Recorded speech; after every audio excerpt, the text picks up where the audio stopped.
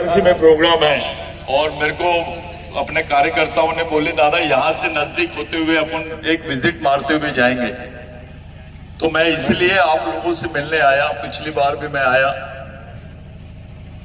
मैं आपके बीच में 10-15 मिनट बोल के निकल जाऊंगा। साथियों, इस देश में,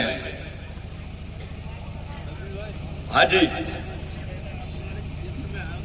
भैया, अरे बहुत बहुत धन्यवाद साहब। ऐसे इधर से एक साइड हो जाना। अब आपको मैं जंगल में बुलाता हूं, उधर हमारे जहां AK-47 ही चलता है, दूसरा कुछ नहीं चलता। और आपको जरूरत है उसकी अभी, क्योंकि मशीन पूरा गड़बड़ कर रही है। तो कांग्रेस के पास बिरसा ब्रिगेड का होना बहुत जरूरी है, नहीं तो कुछ नहीं होने वाला। तो साथियों, हम उस व्यक्ति की जयंती मना रहे हैं जिसके वजह से तुम्हारे 7/12 में लिख के आया कि ये जमीन के तुम मालिक हो। कोई ताली नहीं बजाएगा। तालू कौन बजाता है? इधर आओ, नजदीक आओ, थोड़ा इधर आ जाओ, नजदीक आओ।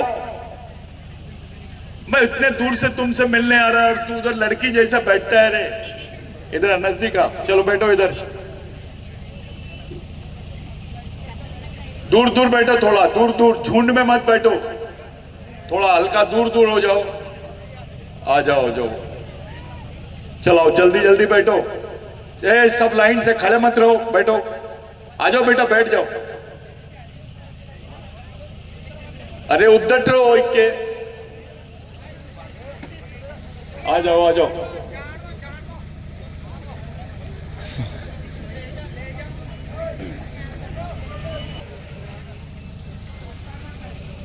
अबे बात मत करो, थोड़ा रुक जाओ। आप लोग ऐसे आदमी की जयंती मना रहे हैं, सब लोग आपको पूछेंगे यार तुम बिरसा मुंडा के सामने भगवान लगा देते हैं। आदिवासी लोग अपने शहीद को भगवान बोल देते हैं। ये क्यों पूछेगा? तो क्या जवाब दोगे तुम लोग?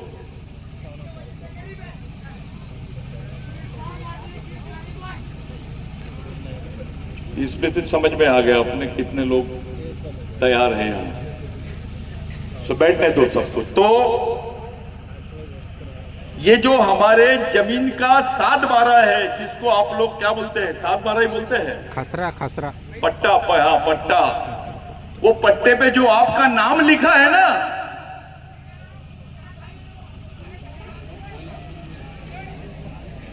इसको लेके चले जाओ बाहर, थोड़ा देर बिठा दो इसको। पानी डाल के थोड़ा ठंडा कर।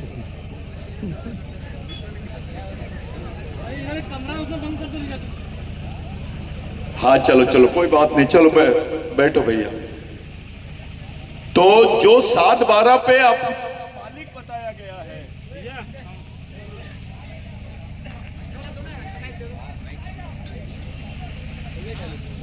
जो 7/12 पे आपको मालिक बताया गया है, ये जो शुरू हुआ कानून, ये 1898 में जो संघर्ष हुआ था बिरसा मुंडा का, उस संघर्ष का परिणाम है जिसमें हजारों लोग मारे गए, जिसकी वजह से आपके लिए कानून बना जिसको भूमि अधिनियम बोलते हैं 1898 का, जिसमें लिखा हुआ था कि आदिवासी की जमीन गैर आदिवासी नहीं ले सकता है, और गैर आदिवासी तो क्या सरकार भी नहीं ले सकती है। बिरसा मुंडा ने आपको आपके जमीन का मालिक बनाया, और केवल ये आदिवासियों के लिए नहीं, इस देश के सभी समाज के लोगों के 7/12 में नाम आया उनका। जो जमीन की मालिकियत थी वो बिरसा मुंडा के आंदोलन से इस देश में आई। सब लोग बता रहे हैं, अभी आपको RSS के लोग बताएंगे कि 100 साल हो रहे हैं RSS ने राष्ट्र का निर्माण किया है। एक कौम ऐसी बता दो इस देश में जिसके पूरे शहीदों को फांसी पे ही लटकाया होगा। टंट्या भील, भगवान टंट्या भील, इनको फांसी पे लटकाए। राघोजी भांगरे, इनको फांसी पे लटकाए। शंकर शाह, रघुनाथ शाह, उनको तोप में बांध के उड़ा दिए। बाबूराव शर्मा के इनको फांसी पे लटकाए, बिरसा मुंडा इनको फांसी पे लटकाए, तिलका मांझी इनको फांसी पे लटकाए, सिद्धू कानू इनको फांसी पे लटकाए। जितने आदिवासी शहीद थे उन तमाम लोगों को फांसी पे लटकाए साहब। मैंने एक आदमी से पूछा कि एक कौम बता दो ऐसी जिस कौम के इतने सारे लोगों को फांसी पे लटकाए होंगे, और उस कौम ने लड़ाई काहे की लड़ी? जमीन की लड़ाई लड़ी। ये जमीन है तो देश है, जमीन नहीं रहती तो देश नहीं रहता। आपके बच्चों का भी आरक्षण खत्म हो गया है, अब सब निजीकरण कर रहे हैं लोग। चाहे ब्राह्मण का बच्चा हो, चाहे दलित का बच्चा हो, आदिवासी का बच्चा हो, मुस्लिम का बच्चा हो, ओबीसी का बच्चा हो, किसी भी बच्चे को अब सरकारी नौकरी नहीं मिलेगी। अगर सरकारी नौकरी आपके बच्चों को नहीं मिलेगी तो अगली लड़ाई काहे के लिए करोगे आप? अब तो सब अदानी के पास जाएगा, सब अंबानी के पास जाएगा। 500 सर, मैं आपको बता रहा हूं, आपके एरिया की 1 लाख हेक्टेयर जमीन रिजर्व की गई है अभी देने के लिए। ये लड़ाई आपको लड़नी पड़ेगी अभी। जब 1 लाख हेक्टेयर जमीन आदिवासियों की ली जाएंगी यहां की, तो वो बेचारे आदिवासी जाएंगे कहां? किधर जाएंगे? कौन बचाएगा उनको? उनकी लड़ाई कौन लड़ेगा? तो यही जल जमीन जंगल की लड़ाई बिरसा मुंडा ने लड़ा था साथियों।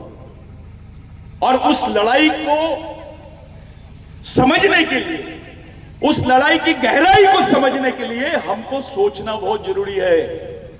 हमारे लोगों को ऐसा लगता है कोई आया, बोल दिया, चले गया। बिरसा मुंडा का नाम ऐसी भगवान नहीं रखा गया, ऐसी धरती आबा नहीं बोला गया। जिस बिरसा मुंडा पे आप बात कर रहे हो वो आपकी जमीन का ओरिजिनल मालिक है। अगर आपके पास जमीन का टुकड़ा नहीं होता तो आप क्या करते हैं बताइए? मेरे को ऐसे भगवान का नाम बताओ जिसने तुमको जमीन दिया हो, जिसने तुम्हारे लिए फांसी के तख्ते पे चढ़ गया होगा, ऐसे भगवान का नाम बताओ। अगर जमीन नहीं होती तो तुम्हारे बच्चों के बदन पे कपड़े नहीं होते, तुम्हारे पेट में रोटी नहीं होती, तुम्हारी पहचान नहीं होती। बिरसा मुंडा का आंदोलन इस देश के आदिवासी नहीं, इस देश के जितने वर्ग के लोग हैं तमाम लोगों के लिए बहुत महत्वपूर्ण आंदोलन था। अभी लग रहा है सरकार को तो 150वीं जयंती पे जनजाति गौरव दिवस के रूप में मनाया जा रहा है। भाई जनजाति क्यों बोल रहे हो आप? आदिवासी बोल दो ना। क्यों डर लगता है तुमको आदिवासी बोलने से? ये आपको आदिवासी इसलिए नहीं बोलना चाहते हैं क्योंकि आपकी जमीन की मालकियत के जो अधिकार है उसको छीनना चाह रहे हैं ये लोग। आपकी जमीन पे नजर है इनकी। और यही लड़ाई जल जमीन जंगल की लड़ाई बिरसा मुंडा ने लड़ा था। जल के बिगर आप जिंदा रह सकते हैं क्या? कोई भी आदमी रह सकता है? नहीं रह सकता है। हवा के बिगर, यानी जंगल से हवा आती है, उसके बिगर रह सकता है क्या? और जमीन के बिगर जिंदा रह सकते क्या आप? तो यही जल जमीन जंगल की लड़ाई लड़ने वाले भगवान का नाम है बिरसा मुंडा। अपनी उम्र की 16 साल में इतनी बड़ी क्रांति किया कि विश्व के लोग आज उसके ब्रेन पे रिसर्च कर रहे हैं, सोच रहे हैं कि आखिर ये कौन सा आदमी है, इसकी सोच क्या थी। जल जमीन जंगल की बात यानी पूरे मानव जाति को, प्राणियों को जिंदा रखने की बात है, पर्यावरण की बात है। और हमको वो पाठ सिखाते हैं, रामदेव बाबा आता, आमदेव बाबा आता, बताता है आदिवासियों को। अबे वो तो जिंदा ही उसी लिए है। आज जंगल है इस देश में, आदिवासियों के भरोसे है। जो जमीन बची है वो आदिवासियों के भरोसे है। जितनी नदियां है वो आदिवासियों के भरोसे है। अब तो इन्होंने टाइगर वर्सेस ट्राइबल कर दिया है। या तो जंगल में शेर रहेगा या आदिवासी रहेगा, ऐसी परिस्थितियां बना रही है इन्होंने। और इसी शेर के नाम पर, टाइगर कॉरिडोर के नाम पर आदिवासियों को जंगल से खदेड़ने का काम कर रहे हैं लोग। आपको ये लड़ाई भी लड़नी पड़ेगी। ये गांडूगिरी छोड़ना पड़ेगा। ये गोंड है, ये प्रधान है, ये भील है, ऐसा जो भी करेगा वो समाज पे घात करेगा। जब तक के समाज को आप एक जगह नहीं लाओगे तब तक के आपका कुछ होने वाला नहीं है। बिरसा मुंडा ने क्या बोला था? बिरसा मुंडा ने एक महत्वपूर्ण बात बोली थी कि समाज पैसे से यानी आर्थिक रूप से गरीब रहेगा चलेगा, लेकिन विचारों से गरीब नहीं रहना चाहिए। जो समाज विचारों से गरीब रहता है वो गुलाम पैदा होता है और गुलाम ही मर जाता है। यह बात बिरसा मुंडा ने बोला था 16 साल की उम्र में। अरे मूंछ की कोम नहीं आती, अभी लड़के जींस पहन के चिड़ीमारी करते हैं, इधर घूमते हैं उधर घूमते हैं। उस वक्त बिरसा मुंडा हमारे लिए सोच रहा था। मैं आपसे पूछना चाहता हूं, कौन सा भगवान है जो 16 साल की उम्र में आपके लिए लड़ाई लड़ा? कौन से भगवान ने आपको जमीन दिया? उस भगवान का नाम बताओ। बिरसा मुंडा पहला आदमी है जिसने इस देश में एक बात बोला अंग्रेजों को कि आप होते कौन हो हमसे टैक्स लेने वाले, हम इस जमीन के मालिक हैं। यह आंदोलन इस देश का सबसे बड़ा आंदोलन था। इसी आंदोलन ने भारत को आजादी दिलाई है साथियों। अरे डॉक्टर बाबा साहब अंबेडकर भंडारा से इलेक्शन हार गए थे। वो डॉक्टर बाबा साहब अंबेडकर पहली बार पश्चिम बंगाल से जीते और उनको जिताने वाले कोई और लोग नहीं थे, बिरसा मुंडा के ही लोग थे। उनकी बदौलत डॉक्टर बाबा साहब अंबेडकर जीते। डॉक्टर बाबा साहब अंबेडकर संविधान सभा के अध्यक्ष बने और उनको संविधान बनाने का मौका मिला। अगर बिरसा मुंडा का आंदोलन नहीं होता तो बाबा साहब को संविधान बनाने का मौका इस देश में नहीं मिलता। जिनको आप राष्ट्रपिता महात्मा गांधी बोलते हैं, वो तो वकील थे। मोहनदास करमचंद गांधी, एडवोकेट महात्मा गांधी जी का नाम था। वो विदेश से आए थे और कांग्रेस का पहला अधिवेशन हुआ था रामगढ़ में, जहां झारखंड है। उस अधिवेशन में गांधी जी गए थे। वहां एक बोर्ड लगा हुआ था साथियों। वो बोर्ड में लिखा हुआ था धरती आबा, क्रांति सूर्य, महामानव, भगवान बिरसा मुंडा। तो गांधी जी ने वो नाम पढ़ा इतना, तो एक जन को पूछा आदिवासी को खड़े होकर कि ये कितने लोगों के नाम हैं? तो एक आदिवासी खड़ा हुआ और गांधी जी को बोला, गांधी जी ये एक ही आदमी का नाम है। फिर उनसे पूछा गया, गांधी जी ने पूछा कितने साल तक जिए? तो उन्होंने बताया 24 साल तक। फिर गांधी जी ने पूछा ये चाहते क्या थे? तो उन्होंने बताया अपनी मुंडारी भाषा में, मोड़ागाज मोल माउस, याने गोंडी में बोलते मावा नाटे मावा राज, हमारे गांव में हमारा राज। यह बिरसा मुंडा का आंदोलन था। गांधी जी ने बोला कि इस आंदोलन की पूरे देश को जरूरत है। वहां से गांधी जी ने टाई कोट निकाला, बिरसा मुंडा जैसी लंगोटी पहने और पूरे देश में भारत छोड़ो आंदोलन चलाए। तब देश की आजादी की नींव रखी गई साथियों। जिन्होंने देश के लिए उंगली भी नहीं कटाई वो आपको राष्ट्रभाषा की बात करते, राष्ट्र प्रेम की बात बता रहे, राष्ट्र सेवा की बात बता रहे, राष्ट्र प्रेम बता रहे आदिवासियों को। अबे आदिवासियों को बताने की कोई जरूरत ही नहीं है। वो इस देश का मालिक था, है और रहेगा। बिरसा मुंडा ने बोला कि आदिवासी इस देश का मूल मालिक है और उसका आदिवासियों का अस्तित्व इस देश में भगवान से भी पहले है। यानी भगवान पैदा नहीं हुए थे तब से आदिवासी इस जमीन पे रहते हैं। यह सच है। यहां का ओबीसी, यहां का दलित, यहां का अल्पसंख्यक ये आदिवासियों के वंशज है। इस देश का मूल मालिक आदिवासी है। ये बात बिरसा मुंडा ने अपने पूरे जीवन चरित्र में, आप लोग जाएंगे उसका पूरा आंदोलन इसी के ऊपर था। आज वही बात हमको बोलनी पड़ रही है। इस देश के दो महापुरुष है, डॉक्टर बाबा साहब अंबेडकर जिन्होंने संविधान निर्माण किया। आज उनका संविधान नहीं होता तो आपके हिस्से में आरक्षण नहीं होता, पढ़ाई नहीं होती, लिखाई नहीं होती, नौकरियां नहीं होती। और ये बाबा साहब ने भी प्रेरणा बिरसा मुंडा से ली। महात्मा गांधी जी जिनको आजादी का सबसे बड़ा रोल जिनका था, वो महात्मा गांधी जी ने भी बिरसा मुंडा से प्रेरणा ली। अगर महात्मा गांधी जी इस देश के राष्ट्रपिता है तो बिरसा मुंडा तो इस देश का आजा होना चाहिए, क्योंकि वो आदिवासी है, उस पर कोई बात नहीं करता है।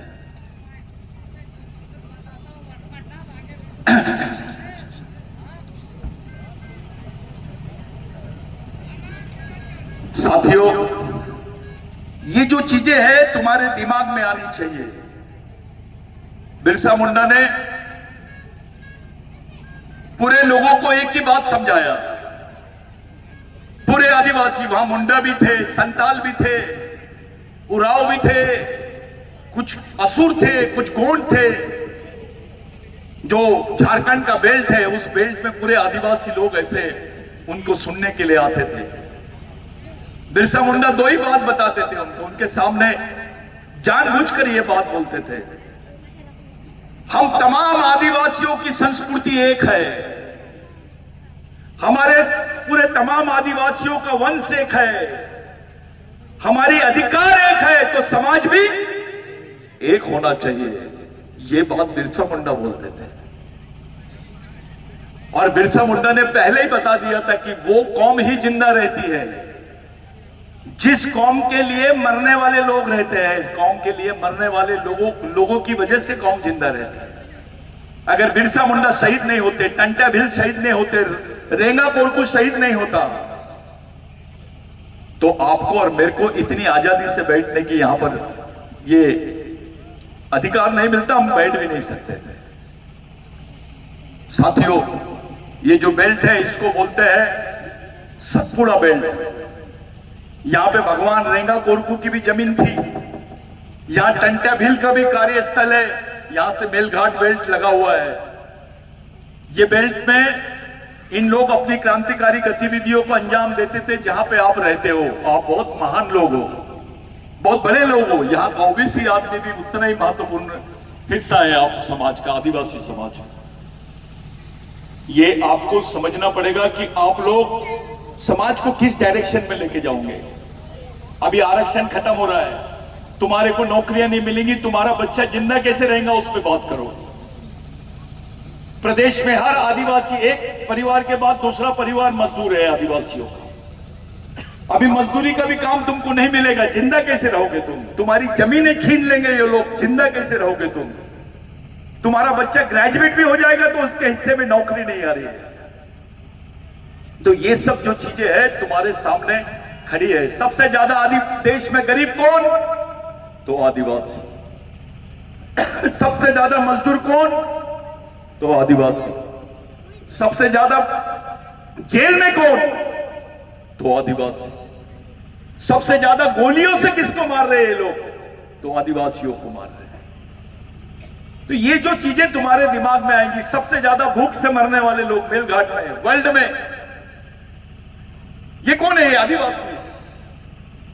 तो ये जो हालत है हमारे समाज की, ऐसी हालत के लिए जवाबदार हम लोग हैं, क्योंकि हमने हमारी सामाजिक शक्ति को नहीं पहचाने, हमारी सामाजिक एकता को काम यानी बनाए रखने के लिए कोई काम नहीं करता है। हम लोग आने वाले समय में, आने वाली पीढ़ी के लिए क्या रास्ता बना सकते हैं बेटा, इसके ऊपर आप लोग ध्यान दो। इधर देखो, इधर देखो, जो बंद करो। आप लोग पूरी ईमानदारी से, पूरी समझदारी से अपने समाज का मिशन चलाओ। यह समाज शहीदों के विचारों से चलेगा, राजाओं के और नेताओं के विचारों से नहीं चलेगा, और ना ही कोई आके आदिवासियों को कोई दूसरा आदमी आके समझा सकता है। आदिवासियों की संस्कृति विश्व की सबसे पहली संस्कृति है। धर्म तो 5000 साल पुरानी चीज है, आदिवासियों की संस्कृति तो 20,000 साल पुरानी है। जिसको आप लोग गोंडी में फड़ा पेन बोलते हैं, अपन गोंडी ते वड़किन त्रोम ना, फड़ा पेन, फड़ा यानी बड़ी, पेन ये भगवान से भी बड़ा शब्द है। तो जो फड़ा पेन है यानी बड़ी, फड़ोर यानी बड़ा। अपने लोगों को बेवकूफ बना रहे हैं कि फड़ा पेन यानी बड़ा देव। बड़ी देव क्यों नहीं हो सकता? दुनिया के जितने धर्म हैं सब पुरुषों ने बनाया, लेकिन आदिवासी संस्कृति की निर्माता आदिवासी महिलाएं हैं। ये मातृसत्तक पद्धति को मानने वाला समाज है। सब लोग बोलते हैं ऐसा कि भैया ऊपर वाला होगा, ऊपर वाला होगा। अबे ऊपर वाली भी तो हो सकती है। ये आदिवासियों का संस्कृति है। आदिवासियों की संस्कृति विश्व में सबसे बड़ी और महत्वपूर्ण संस्कृति है। आज पूरे विश्व के वैज्ञानिक बोल रहे हैं कि अगर पर्यावरण को बचाना है, मानव जीवन को बचाना है, प्राणी जीवन को बचाना है, तो आदिवासी संस्कृति को बचाना पड़ेगा। आदिवासी संस्कृति ही पूरे पर्यावरण को जिंदा रख सकती है। साथियों, ये सरकार बोल रही है जंगल बचाओ, जंगली जानवर बचाओ, सुअर बचाओ, शेर बचाओ, लेकिन जिसने सबको बचाया आदिवासी बचाओ नहीं बोलती है सरकार। आपके बाल बच्चों का सौदा हो रहा है। कुत्ता भूख से नहीं मरता, लेकिन आदिवासी का बच्चा भूख से मरता है। यह सबसे बड़ी प्रॉब्लम है। यहां पे हमारे दो नेता है, बड़े महत्वपूर्ण नेता है अभी वो महाकौशल के।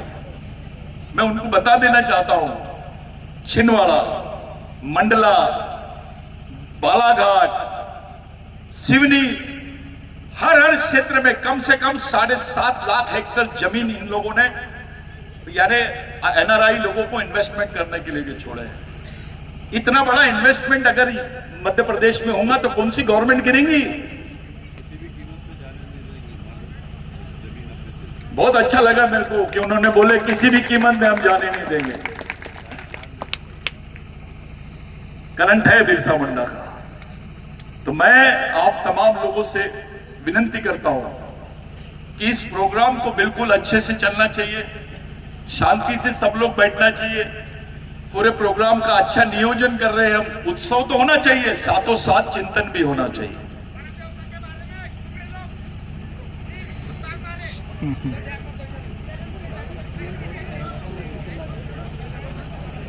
अपने लोगों की यही तकलीफ है, चलता है, उसके तरफ ध्यान मत दो। मैं होश में हूं, मेरे तरफ ध्यान दो। तो आप लोगों से मेरी विनती है, इस प्रोग्राम को अच्छे से चलाएंगे, अच्छा इसका ये करेंगे। आने वाले समय में अपन प्रशिक्षण शिविरों के माध्यम से काम करेंगे। जो आयोजक लोग हैं, मैं उनको बहुत बहुत धन्यवाद देना चाहता हूं कि आप लोगों ने बहुत सुंदर कार्यक्रम किया। मेरे को माफ करना, मैं आपके कार्यक्रम में ज्यादा देर तक रुक नहीं पा रहा हूं, लेकिन आने वाले समय में जितने कर्मचारी है दादा, पूरे कर्मचारी एक जगह आकर, कुछ पढ़े लिखे लड़के, ऐसी एक टीम लड़की लड़कों की और पूरे स्टूडेंट्स लोगों की अच्छी टीम का एक अपन प्रशिक्षण कैडर रखेंगे। शिविरों के माध्यम से काम करो। और एक बात ध्यान में रखो, आपका दुश्मन कौन है और दोस्त कौन है, इसको पहचानो। अगर लड़ाई के मैदान में जाना है तो भगवान टंटा भील ने बोला था, जो अपने दुश्मन को नहीं पहचान सकता वो भाई को नहीं पहचान सकता, और जो दुश्मन को नहीं पहचानता ऐसे आदमी को गांडू बोलते हैं। वो नपुंसक होता है विचारों से, वो लड़ नहीं सकता। ये लड़ने वाली कौम है, भगने वाली कौम नहीं है। इस देश की आजादी की, स्वतंत्रता की 70% लड़ाई आदिवासियों ने लड़ी है भाइयों। अब सब मानने लगे हैं। पहले हम लोगों को पागल बोलते थे। जब मैं स्टूडेंट था, इंजीनियरिंग करके शुरू किया ये काम, तो लोग हंसते थे मेरे को, बे बिरसा मुंडा बहुत आदुर रो है, बकीटल तकती रो बिरसा मुंडा। फिर अब लोग कोई तो अंदुरमा, ये कौन है, ये कहां से लाए तुम? बिरसा मुंडा ने तो क्रिश्चियन धर्म ले लिया, ऐसी बदनामी करते थे अपने लोग। वह पहला आदमी है देश का जिसने क्रिश्चियन धर्म लिया, उसको भी छोड़ दिया, वैष्णवी धर्म लिया, उसको भी छोड़ा, और बोला आदिवासियों की संस्कृति सबसे श्रेष्ठ संस्कृति है। मैं अपनी संस्कृति के साथ जीऊंगा, अपनी संस्कृति के साथ ही मरूंगा। यह बात बिरसा मुंडा ने बोला। बिरसा मुंडा की एक एक चीज अगर आप लोग समझोगे साथियों, तो आपको एक प्रेरणा मिलेगी। 24 साल की उम्र तक के वो जिए। उसकी मौत का भी एक हादसा है। उनसे लिखने के लिए बोल रहे थे, वहां पर ऐसा पेजेस रखे थे, ब्रिटिश गवर्नमेंट और अपने यहां के कुछ हस्तक जो अंग्रेजों का साथ दे रहे थे उस वक्त, जो आज सबको राष्ट्र प्रेम की बात समझा रहे हैं, राष्ट्र समझा रहे हैं, वो लोग उस वक्त अंग्रेजों का साथ दे रहे थे। बिरसा मुंडा के सामने ऐसा वो लेटर लिख दिए और उनको बोले कि तू यहां सिग्नेचर कर दे, यहां पर तू हस्ताक्षर कर दे कि तू आदिवासी नहीं है, मूल मालिक नहीं है, तेरी फांसी की सजा माफ कर देंगे। साथियों, रात भर तड़पते रहा बिरसा मुंडा। उसकी चमड़ी निकाले, चमड़ी जैसे बकरे को काटते उसके बाद उसका चमड़ा निकालते, वैसे रात भर बिरसा मुंडा की चमड़ी निकालते रहे। वो तड़पता रहा, लेकिन उसने वहां पर साइन नहीं किया, हस्ताक्षर नहीं किया, और मरते मरते बोल के गया, मैं आदिवासी था, आदिवासी हूं और आदिवासी ही रहूंगा। यह भारत आदिवासियों का था, आदिवासियों का है और आदिवासियों का ही। यह बात बिरसा मुंडा ने बोली। मर गया, लेकिन उसने माना नहीं कि मैं आदिवासी नहीं हूं। अपने कुछ साथी लोग छोटी सी लालच में आकर अपने आप को वनवासी बोल रहे हैं। ये लोगों का षड्यंत्र चल रहा है आपके खिलाफ। पहले आदिवासियों को मूल निवासी बोलते थे, फिर वनवासी, अभी फिर आदिवासी बोलने लग गए, अभी वनवासी, और 10 साल रुक जाओ तुमको स्वर्गवासी बोलेंगे। ये प्लानिंग है तुम्हारे खिलाफ में। इस बात को समझो। बिरसा मुंडा ने बोला था कि ये शनिवार, इतवार, मंगलवार, ये जो उपवास तुम लोग करते हैं, ये उपवास वगैरह छोड़ो और अपने बाल बच्चों के लिए कलेक्टर ऑफिस के सामने उपवास करो, वहां बैठो, वो आंदोलन करो, अगर सही में बिरसा मुंडा को मानते होंगे तुम। मंगलवार को फलाना देवी का उपवास है, शनिवार को बजरंग बली का है। ऐसा लगता है कि वो जो पंडा महाराज है रोज फोन पे बात करता है। अरे ये क्या है, ये क्या है ये? आप लोगों को इसमें से निकलना पड़ेगा बाहर, अपनी संस्कृति को, अपनी पहचान को, अपने अधिकारों को जिंदा रखने के लिए, अपने आने वाली पीढ़ी को जिंदा रखने के लिए। भाइयों, ईमानदार रहो, समझदार रहो, गद्दारी मत करो।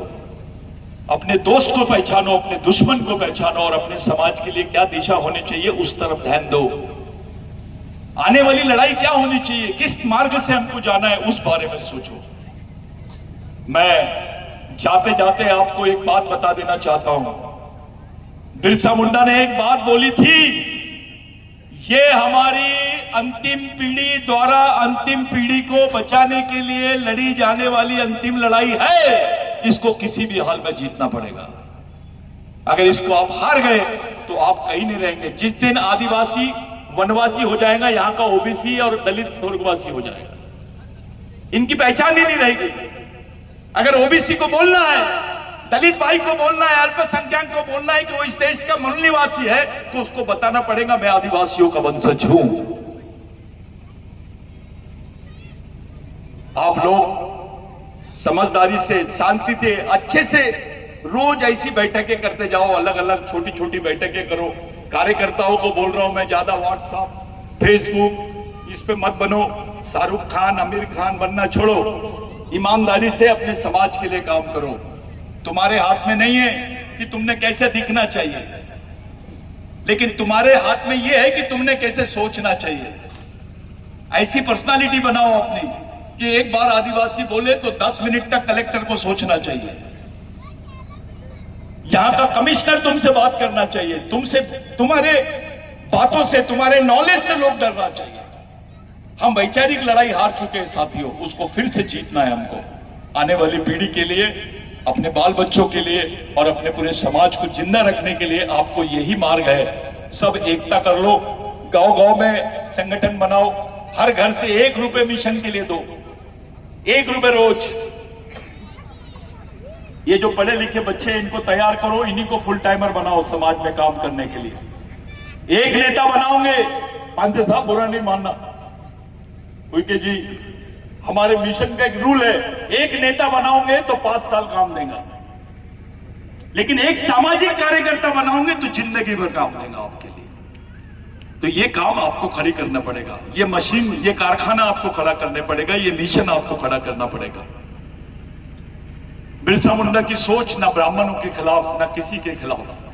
आज हमारी जो लड़ाई है, बुनियादी लड़ाई, हमारे जिंदा रहने की लड़ाई है साथियों।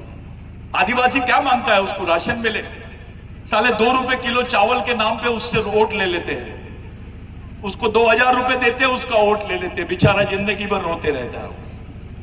तो ये हालात है अपने समाज के।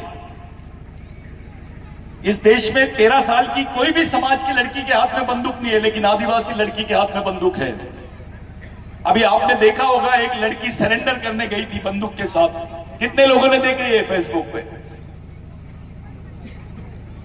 वो बच्ची लगती है ऐसी होगी? जिसके हाथ में किताब है उसके हाथ में बंदूक कैसे आई? इस पर बात करना सीखो, सोचो इस पर। कभी और दिन हम लोग अच्छे से बात करेंगे। पांसे साहब है, उनके दादा भी आपके साथ में है, मैडम है, पूरे लोग हैं। अच्छा प्रोग्राम होना चाहिए। जब भी मैं जो देख रहा था, आधे उधर बिरसा मुंडा के लगते जिगर, आधे उधर, वैसा नहीं होना चाहिए। समाज एक जगह दिखना चाहिए, अच्छे से बैठना चाहिए, अच्छे से सुनना चाहिए, अच्छे से। इतनी मेहनत से ये कार्यक्रम कर रहे हैं बेचारे, इसके लिए पैसा लगता है, मेहनत लगती है। सब अपने काम धंधे छोड़ के यहाँ पर आए हैं, आप भी उसी के लिए आए हैं। इसका कुछ रास्ता और अच्छा रिजल्ट आना चाहिए। किसी दिन मिलेंगे। जय आदिवासी, जय गोंडवाना।